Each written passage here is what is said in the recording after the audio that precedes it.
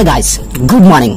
If you have visited the first time on my YouTube channel Moral Study Circle, like, share and subscribe it and hit the bell icon to get the instant notification of my new videos.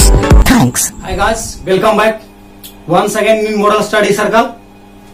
मैंने आपको पिछले class में sentence के बारे में बताया था।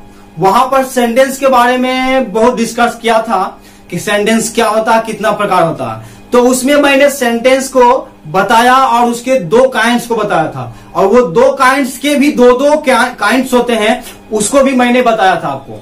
तो वो ज्यादा वीडियो लंबा हो रहा था, इसलिए मैंने क्या किया, उसको दूसरा वीडियो के रूप में सोचा बनाएंगे। तो वो वीडियो पार्ट 1 है और पार्ट टू है ये। यदि आप उस वीडियो को नहीं देखे तो पहले पार्ट 1 का वीडियो देख ले सेंटेंस का, उसके बाद ये पार्ट 2 का देखें। तो वहां पर मैंने आपको दो सेंटेंस के बारे में बताया था, असर्टिव सेंटेंस और इंट्रोगेटिव सेंटेंस। असर्टिव सेंटेंस के भी दो काइंड्स होते हैं, अफर्मेटिव और नेगेटिव, और इंट्रोगेटिव के भी दो काइंड्स होते हैं, यस नो क्वेश्चन और डब्ल्यूएच क्वेश्चन। इस प्रकार से इसके बारे में मैंने फुल डिस्क्रिप्शन उसमें किया था। और आज हम लोग क्या करते हैं, उसी से जो छूट गया है उसके आगे हम लोग चलते हैं। तो तीसरा जो सेंटेंस आता है वो तीसरा सेंटेंस है इंपरेटिव सेंटेंस। इंपरेटिव सेंटेंस को कहते क्या है, इसको कैसे समझेंगे, तो इस पर ध्यान दीजिएगा। इंपरेटिव मतलब ये होता है, क्या होता है कि आदेश देना।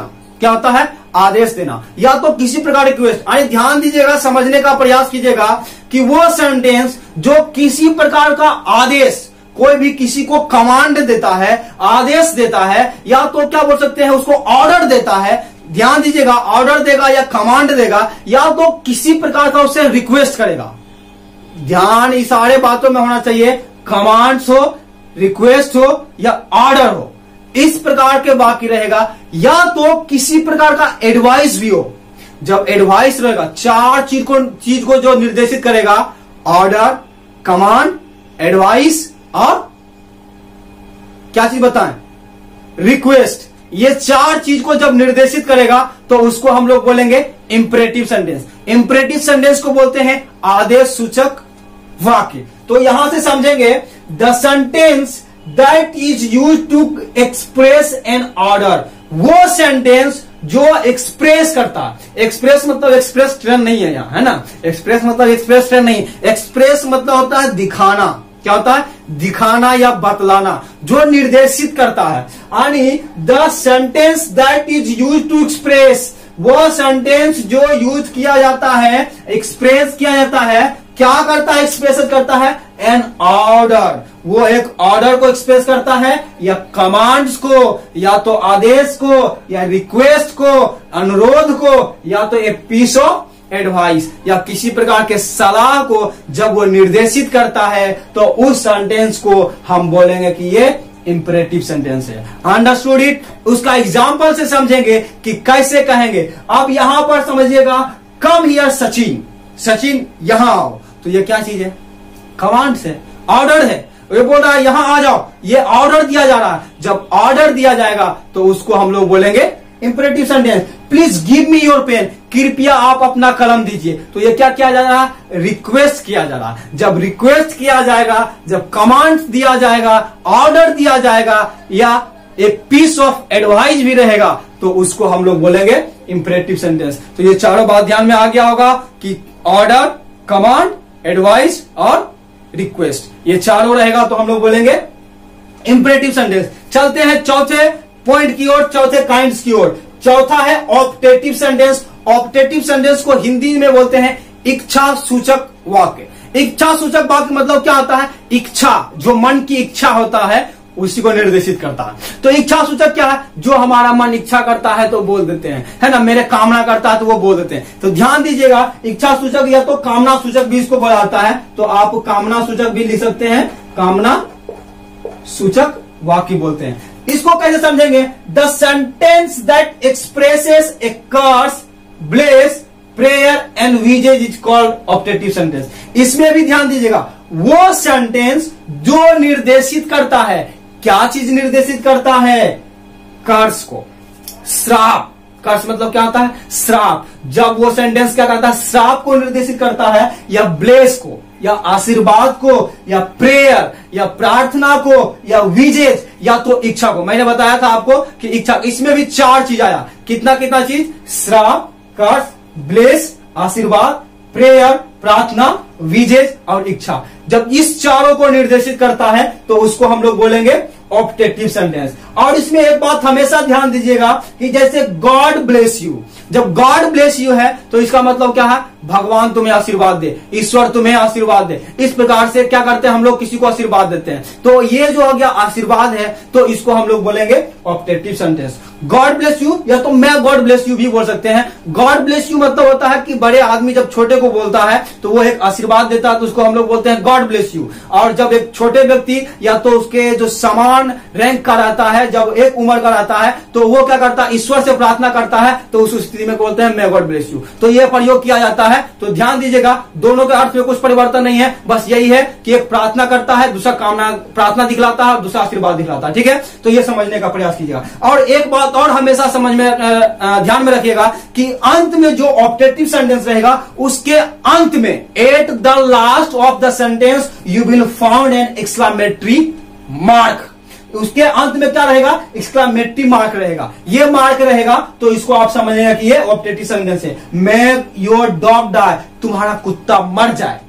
तो ये क्या चीज है? श्राप है। ये श्राप जब दे रहा है, आशीर्वाद जब दे रहा है, तो इसको हम लोग बोलेंगे ऑप्टेटिव सेंटेंस। देखिए लास्ट में क्या चीज लगा हुआ है? एक्सक्लेमेटरी मार्क लगा हुआ है। May you pass, may you pass in your exam, तुम अपना परीक्षा में सफल हो। ये क्या कर रहा है? जो बड़े आदमी जब छोटे को बोल देगा तो वो एक आशीर्वाद दे रहा है, लेकिन जब एक दोस्त को बोलता है, एक उम्र वाला को बोलता है, इसका मतलब वो भगवान से प्रार्थना कर रहा है कि तुम परीक्षा में पास हो जाओ। तो ये इसका इच्छा को निर्देशित कर रहा है, कामना को निर्देशित कर रहा है, या प्रेयर को निर्देशित कर रहा है। तो इसको हम लोग बोलेंगे कि ये हमारा हो गया ऑप्टेटिव सेंटेंस। ये समझ गए हैं आप कि जो सेंटेंस क्या करता है? कामना को, इच्छा को, या तो हम लोग बोल सकते हैं श्राप को, प्रार्थना को निर्देशित करता है, आशीर्वाद को निर्देशित करता है, तो उसको हम लोग बोलते हैं ऑप्टेटिव सेंटेंस। हम लोग चलते हैं 5वां और अंतिम सेंटेंस की ओर। तो 5वां सेंटेंस क्या है? Exclamatory sentence. एक्सक्लेमेटरी सेंटेंस को हिंदी में बोलते हैं विस्मयादि बोधक वाक्य। विस्मयादि बोधक वाक्य क्या है ये समझिएगा। जो क्या होता है, किसी प्रकार के वाक्य हम बोलते हैं तो हमारे मन से जो वाक्य निकलता है वो एकाएक निकल जाता है। क्या होता है? किसी प्रकार के वाक्य को जब देखते हैं हम लोग, किसी प्रकार के कार्य को जब हम देखते हैं, तो उसको देखने के बाद में हमारे मन में कुछ प्रकार की प्रेरणा उत्पन्न होता है। उस प्रेरणा हमारे उत्पन्न होने के बाद वो मन में नहीं रहता है, बल्कि वो बाहर हम क्या करते हैं? कुछ ना कुछ बोल देते हैं, उसके आश्चर्य को व्यक्त करते हैं, भावना को व्यक्त करते हैं। तो हमारे स्ट्रॉन्ग फीलिंग को जब वो व्यक्त करता है तो उसको हम लोग बोलते हैं एक्सक्लेमेटरी सेंटेंस। समझिएगा, समझने का प्रयास कीजिएगा। एक्सक्लेमेटरी सेंटेंस, विस्मयादि बोधक वाक्य। The sentence that is use to, वह सेंटेंस जो प्रयोग किया जाता है, किस लिए प्रयोग किया जाता है? टू एक्सप्रेस सम सडन या स्ट्रॉन्ग फीलिंग। जो हमारे मन की एकाएक या स्ट्रॉन्ग फीलिंग्स को क्या किया जाता है? एक्सप्रेस किया जाता है। जब उसको दिखाया जाता है, प्रकट किया जाता है, तो उसको हम लोग बोलते हैं एक्सक्लेमेटरी सेंटेंस। जैसे क्या होता है? What a handsome boy he is. जब आप कोई लड़का को देखें जो बहुत ही हैंडसम है, तो क्या बोलते हैं? बाप रे बाप, कितना हैंडसम है वो। ऐसे बोलते हैं ना, कितना हैंडसम है वो। इस प्रकार से जब हम आश्चर्य के साथ बोलते हैं तो ये हमारा क्या हो गया? एक्सक्लेमेटरी सेंटेंस हो गया। या तो जैसे हाउ क्लेवर यू आर, कोई लड़का है बहुत चालाक है, तो बोलता है कितना चालाक है यह। इस प्रकार से बोलते हैं ना, हाउ क्लेवर यू आर, तुम कितना चालाक हो। आश्चर्य, प्रशंसा की बोध कर रहे हैं हम लोग, है ना। जब आश्चर्य दिखलाता है, यह तो दुख की भावना व्यक्त करता है, प्रशंसा की भावना व्यक्त करता है, स्ट्रॉन्ग फीलिंग्स को दिखलाता है, खुशी को दिखलाता है, दुख को दिखलाता है, पीड़ा को निर्देशित करता है। उस सेंटेंस को हम लोग बोलेंगे exclamatory sentence. How strong is great खली, प्रशंसा कर रहे हैं, कितना ताकतवर है ग्रेट खली, यानी बहुत शक्तिशाली है। इस प्रकार से हम उसके ताकत को क्या कर रहे हैं? प्रशंसा कर रहे हैं। तो ये जो सेंटेंस है हमारा क्या कहला जाएगा? एक्सक्लेमेटरी सेंटेंस है। तो अभी तक हमने आपको 5 सेंटेंस पढ़ाए हैं, समझाए हैं। मैं आशा करता हूं कि आपको अच्छा लगा होगा। पहला सेंटेंस कौन सा है?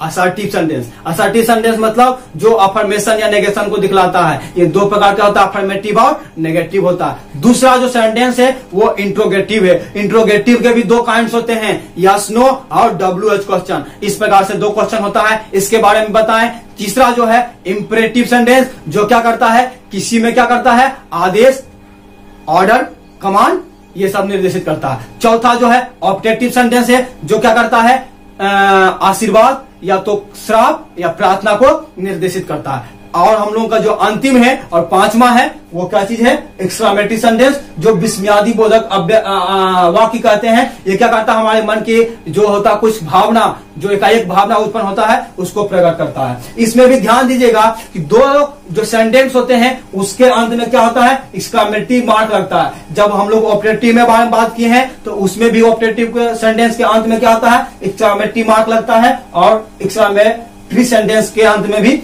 एक्सक्लामेशन मार्क लगता है। इस प्रकार से ये पांचों सेंटेंस के बारे में पूर्ण चर्चा कर चुके हैं, और मैं आशा करता हूं कि आपके लिए बहुत ही लाभकारी हुआ होगा। और यदि आपको अच्छा लगा है तो जरूर आप इस हमारे चैनल को सब्सक्राइब कीजिए और अपने दोस्तों को बांटिए। Thank you so much and see you in next video.